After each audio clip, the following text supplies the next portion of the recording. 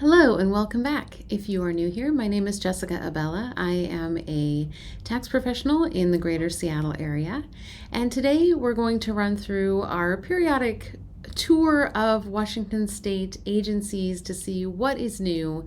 So the first thing to be aware of before we really jump into it is that Washington state did just approve a budget. There are some bills that are waiting on the governor's desk to be signed, and these really impact what services may be subject to sales tax going forward.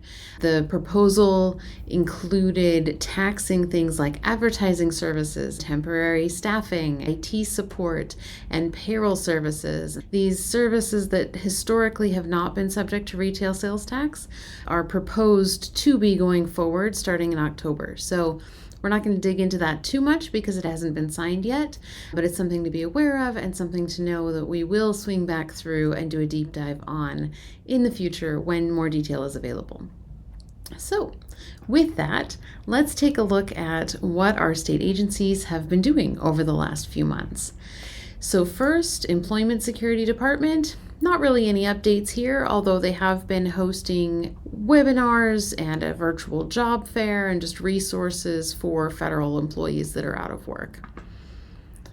The next agency is Washington's Paid Family Medical Leave. No updates here, but a quick reminder that if you are self-employed, you can opt into this program in order to take benefits if you need to care for a loved one or if you're having surgery or something. If you can plan far enough in advance to qualify, it's certainly not a bad thing to look into opting in as a self-employed person. Washington's Working Families Tax Credit, also no updates here. If you are low income, if you qualified for the federal Earned Income Credit, you should also qualify for the Washington State Working Families Tax Credit. Be aware of that. Be sure to get your application in if you qualify. Washington Labor and Industries has been busy fining businesses that have put workers at risk and going after people committing fraud, working when they are claiming benefits and claiming they are too injured to work. The Washington State Department of Revenue is where all of the big updates tend to be. Every quarter there are sales tax updates. So there are a number of cities that for second quarter have increased or changed their sales tax rate. Make sure that you're always looking up the most current rate by the address when you are figuring out sales tax. The next thing is that Washington Department of Revenue put out a new industry guide for the real estate industry. And so if you are involved in any way in the real estate industry, there's probably a section of this guide that addresses what you do. And so it's definitely worth taking a look at to make sure that you have been handling your sales tax appropriately. The state also put out a press release about the property tax assistance program.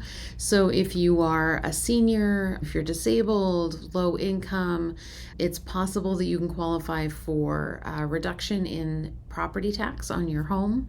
And this is clarifying the rules around if you have an ADU on your property, a accessory dwelling unit, which I know has become more and more popular. So this is becoming more and more relevant.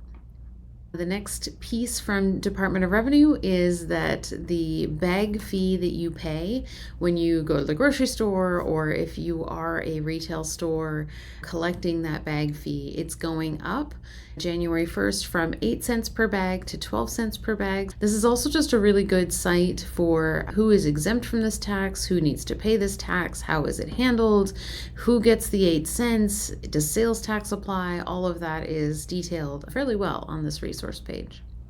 The capital gains tax, the limit went up a bit for 2024, but just something to be aware of if you are offloading a bunch of stock, that there is that capital gains tax that kicks in if your long-term capital gain is more than $270,000. The only other thing I wanted to mention today is not Washington State, but if you have not gone to ssa.gov and logged in and pulled your earnings statement, it's definitely a good thing to have on your calendar to do every year. I just got notified over the weekend that the updated earnings statement was available. So Be sure to download that, review that, make sure that your earnings are reported to Social Security.